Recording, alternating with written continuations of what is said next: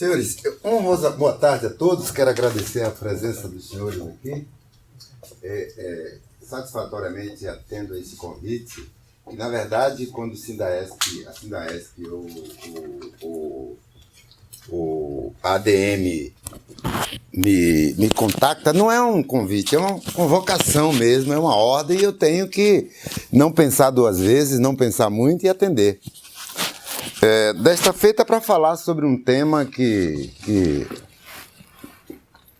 tem sido muito discutido, muito debatido, e que esta semana, ontem eu falava com a Sueli, existe uma terceira proposta para a reforma tributária.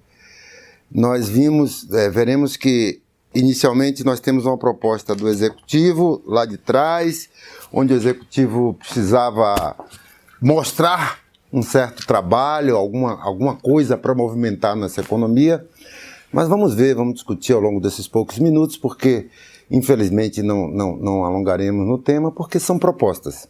São propostas e aí que ainda não trazem consigo os seus efeitos, porque ainda não foram efetivamente aprovadas e nem implantadas.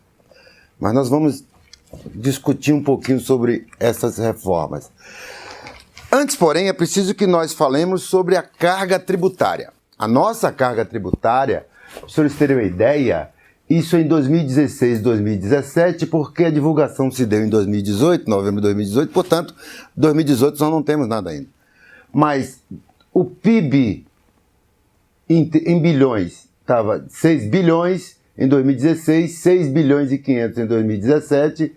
A arrecadação tributária bruta foi para 2 bilhões em 2016 e 2,127 em 2017. A carga tributária, portanto, 2016 significa 32,29% e em 2017 32,43%. Ou seja, o aumento da arrecadação ele vai se dando anualmente. A carga tributária é pesada. Nós sabemos que nós pagamos muitos tributos em nosso país. E não é só o pagamento, não é só o volume. É preciso também que nós entendamos que a forma com que a gente paga é complexa. É a complexidade de se pagar tributo que nos causa maiores problemas. Bom, não vamos discutir aqui o óbvio. Se você tem dificuldade, se você paga muito tributo, mas que esses tributos, o produto dessa arrecadação fosse devolvido para o cidadão de forma justa, equânime, seria ótimo, né? Se assim fosse. É o nosso sonho, né? Pois muito bem. Esses dados, senhores, são retirados da Receita Federal do Brasil e do Instituto Brasileiro de Geografia e Estatística, IBGE. O tributo com maior volume de arrecadação é o ICMS. Notem, senhores, é o Imposto de Consumo, é o ICMS. Ele significa 18,3%, conforme a revista Exame. Este tributo que será objeto da unificação da proposta do Legislativo. Vamos falar sobre as três ainda que sinteticamente. Mas o produto de maior arrecadação é o ICMS. Portanto, é um imposto de consumo. É o ICMS que nós pagamos na compra de uma água, de um biscoito, de um celular, enfim, nós pagamos o ICMS. É o consumidor final quem paga esse tributo, não é verdade? Qual é a proposta do Executivo? Aquela que ainda não avançou. A proposta do Executivo ela diz o seguinte: olha, eu vou acabar com os 20% do INSS na folha de pagamento. Aquela contribuição patronal, aquela em que o empregador, a empresa, paga sobre a folha de pagamento dos seus funcionários. Não vou falar de seguro de acidente de trabalho, não vou falar de mais nada, apenas esses 20%. Né? Em seu lugar, ele criaria uma contribuição eletrônica sobre pagamentos. Essa proposta do Executivo, que ainda não avançou, pretende, portanto, criar, e eles não esqueceram, eles não desistiram, ele pretende criar um tributo, uma contribuição eletrônica sobre pagamentos. E o que seria isso? Seria praticamente uma nova CPMF. Seria uma nova CPMF.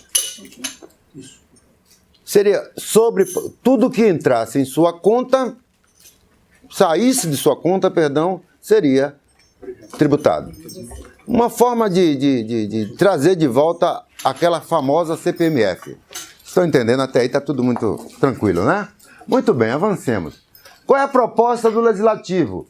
É a proposta do deputado Baleia Rossi, do MDB de São Paulo, que é a PEC 45 de 2019. E o que é PEC? É uma proposta de emenda constitucional. Uma proposta de emenda à Constituição. E se aprovada for, se passar essa proposta, ela deixa de ser PEC para passar a chamar-se emenda constitucional número tal. Portanto, esta proposta do Legislativo, ela traz alguns pontos interessantes que merecem destaques. Primeiro ponto, a unificação dos tributos IPI, ICMS, ISS e PIS, COFINS, nos próximos 10 anos. Gradativamente, após esses 10 anos, sairiam esses tributos, deixariam de existir esses tributos e passaria a existir tão somente o IBS, que é o Imposto sobre Bens e Serviços. Né? E nós sempre falamos, eu sempre ouvi falar da unificação do tributo. Imposto único, todo mundo já ouviu falar sobre isso. Será que esse imposto único seria a solução? Essa é a discussão que tem que se fazer.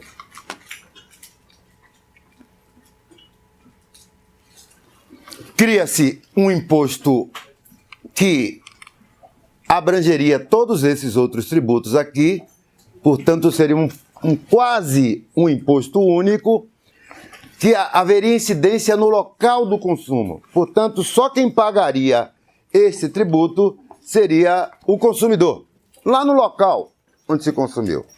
Imaginemos que esse produto, este cesto fosse produzido aqui em São Paulo e o final da cadeia produtiva, quando chegasse no consumidor lá no Rio Grande do Norte, ele pagaria esse tributo lá no Rio Grande do Norte. Vem um grande problema. Vem um grande problema que nós vamos falar agora.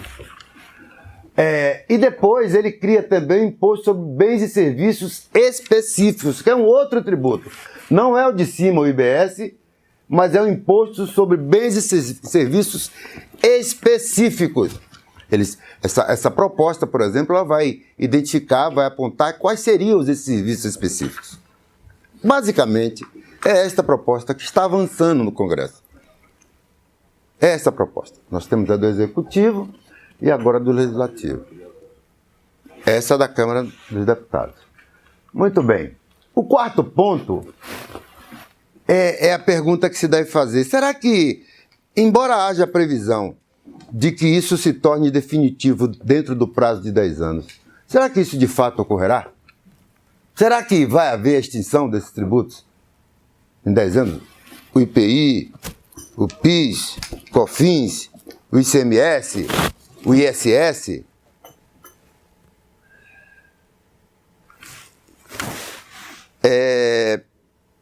Existe algo que nós não podemos esquecer, não podemos deixar de tocar nesse ponto.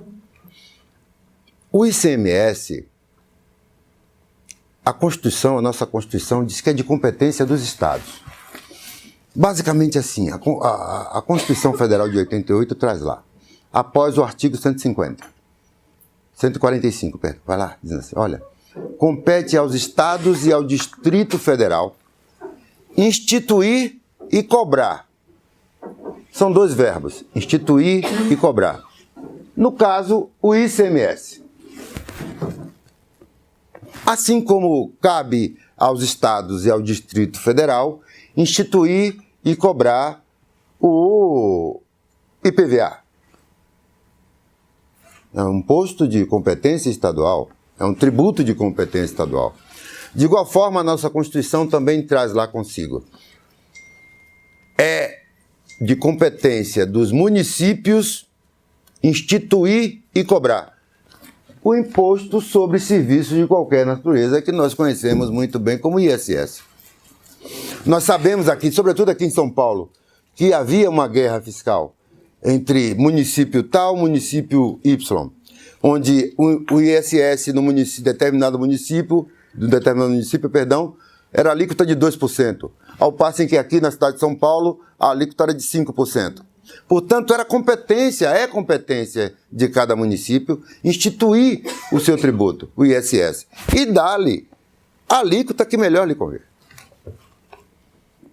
O que estamos vendo aqui, pelo que se desenha nesta proposta, é que ele vai usurpar, e não há outro verbo senão esse, usurpar a competência tributária, a competência dos estados e a competência dos municípios. E essa usurpação trará como consequência uma guerra fiscal, em termos de ISS e de ICMS, por exemplo, que são dois dos tributos ali que serão unificados. Significa dizer também que os estados e municípios perderão suas receitas, parte de suas receitas. Ora, vejam, senhores,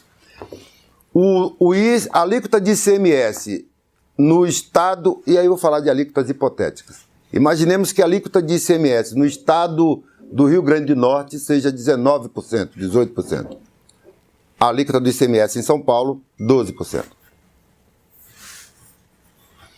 A mercadoria que sai daqui, o produto que sai daqui, se for, por exemplo, por substituição tributária, né? Ou seja, o final é quem vai ser o responsável por esse tributo, esse ICMS.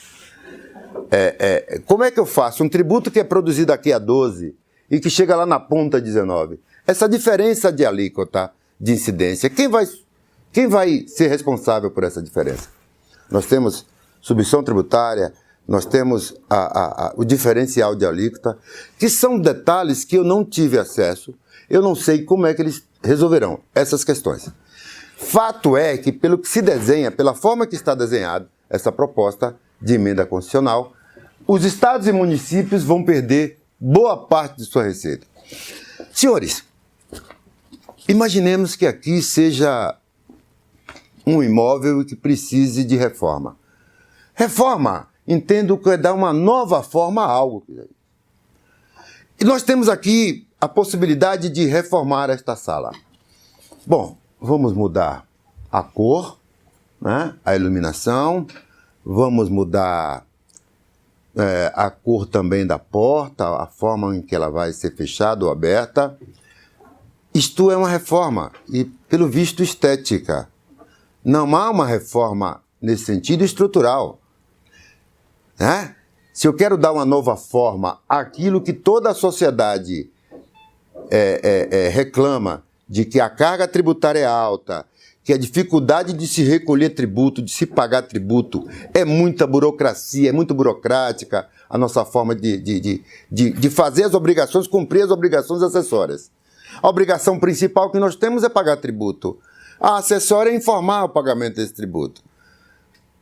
Grosso modo, posso lhes dizer, para aclarar um pouco mais a ideia, quando eu pago imposto de renda, imposto sobre a renda, eu tenho ali, faço ali o cumprimento da obrigação principal. No exercício seguinte, até abril do exercício seguinte, eu tenho uma obrigação acessória, que é fazer a declaração de ajuste. Na minha época era a declaração de imposto de renda. Agora é a declaração de ajuste, né? Anual. Então, esta é a obrigação acessória. As obrigações acessórias dos pagamentos dos tributos, dos recolhimentos de tributos nesse país, têm sido tão complexas, seja em qualquer forma de tributação, que você precisa de um profissional especializado para fazer aquelas obrigações, cumprir aquelas obrigações acessórias, quando o próprio empresário poderia fazê-las. Sei que desonerar a folha de pagamento da proposta do Legislativo também é uma forma muito boa, é muito plausível que assim ocorra, porque o empresário sofre muito. Um estudo que eu fiz há cerca de 30 anos, dizia que eu cheguei ao percentual de que o empregado significa para o empregador 102,96% do seu salário. Com apropriação. Apropriar, é você. Vai lá e reservando lá. Férias, um terço de aviso prévio, 13º, vale transporte, 40% de FGTS, sim. Enfim, o contador aqui sabe muito bem do que estou falando. Você vai apropriando essas coisas ao longo dos 12 meses. O funcionário não significa para o empresário aquilo que de fato ele recebe. Então, se você desonera a folha, realmente isso vai dar um alívio, vai dar uma possibilidade do empresário respirar. Mas, em contrapartida, eu não posso reformar esta sala e sua funcionalidade continuar a mesma. O que eu estou fazendo apenas é reformar a sala e não mudar a sua funcionalidade. Talvez se eu não trocasse a cor daquela porta e tirasse-a, movesse-a do lugar, ao invés de se entrar por ali, entrar por aqui, numa porta menor ou maior, isso sim é uma reforma estrutural. Talvez surtisse algum efeito. O que eu não posso, entendo não poder, não dever, é fazer uma reforma apenas unificando tributos. Eu não estou mudando absolutamente nada. Este é o meu pensar, senhores. Eu não estou mudando absolutamente nada. Estou apenas unificando uma forma de recolhimento, só para facilitar o pagamento. Mas a carga tributária da qual nós falamos há pouco, ela não diminui. Ela não simplifica em absolutamente nada. Num modesto artigo que fiz há cerca de 12 anos, 13 anos, enfim, eu dizia naquele artigo, e que é muito atual, continua sendo atual, o Estado brasileiro é perdulário. Ele arrecada muito e gasta muito mal. Muito mal.